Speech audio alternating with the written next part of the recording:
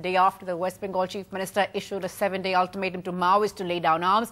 A Maoist front organisation, the People's Committee Against Police Atrocities, has accused Mamata Banerjee of failing to keep her promise to withdraw central forces and release political prisoners. Some posters found by security forces today also take a swipe at Mamata Banerjee's description of Maoists as Sapari killers and jungle mafia. There's been no direct response from the Maoists to Mamata Banerjee's ultimatum yet. And joining us now from Kolkata Live, Kakoli Ghosh Dasadar, Senior Trinamool Congress leader. Thanks so much, ma'am, for speaking to us. Up first, is the peace train now derailed as far as the Trinamool and the Maoists are concerned? You see, actually, I feel that an outfit which has never kept its promise of withholding gunfire and who also believe in killing people as a means of their own profit cannot comment or does not have any right to comment on a person like Mamata Banerjee, who's been following the path of democracy all her life. These killers, they had also promised to withhold killing people. Right. But what have we seen in the past weeks?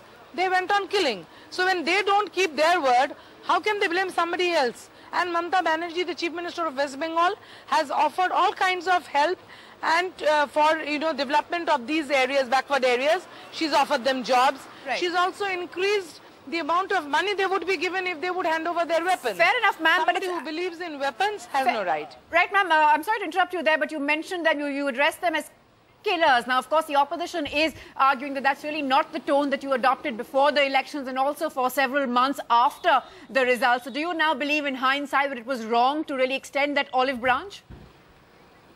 With the benefit of hindsight, would you do things differently? Actually, as I spoke about the killers, I do speak about the present opposition also. They themselves have no right in commenting because they were in power here for 34 years and they have nothing for the development of these people. Ma'am, but coming back to your strategy, do you believe, given what's happened in recent weeks, ma'am, especially in the last 24 hours, do you believe that this was the right strategy to take on the Maoists? It's not just the left, but of course there are several observers who've also said that we need a political solution. Asking them to lay down their arms, them refusing to is really not the way forward. We've seen what happened in Andhra also. You see, this problem has to be dealt holistically. There is no development, no drinking water, no school facility, no education, no health system, no job, no food. So these poor people have been suffering for a long time during the regime of the last 34 years in Bengal.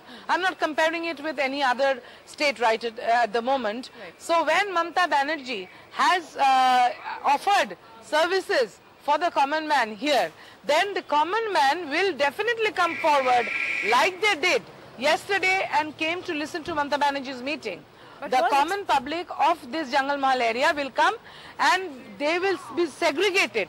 The Maoists and the killers will be segregated and then we can take proper decision as to the development. That is the strategy. Right, ma'am. That's of course as far as development is concerned. But coming back to talk of possible peace with the Maoists, possible negotiations, so on and so forth, do you believe that attempting it was a sort of a misadventure really in a sense? Was that the right strategy to adopt in the first place? Has it backfired?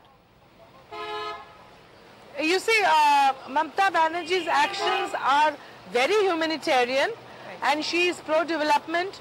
She believes in democracy and that is why giving them an equal opportunity to come in the path of democracy and mainstream life. Right, ma'am. But this honeymoon, as it were, really seems to be over, at least for now. Thanks very much, Kakoli Ghosh Dasadar, for joining us. We'll, of course, be tracking this big story very closely. Thanks very much. NDTV's cricket app. Android and iPhone. Fastest scorecard, special analysis, and much more. Download free. ndtv.com/apps.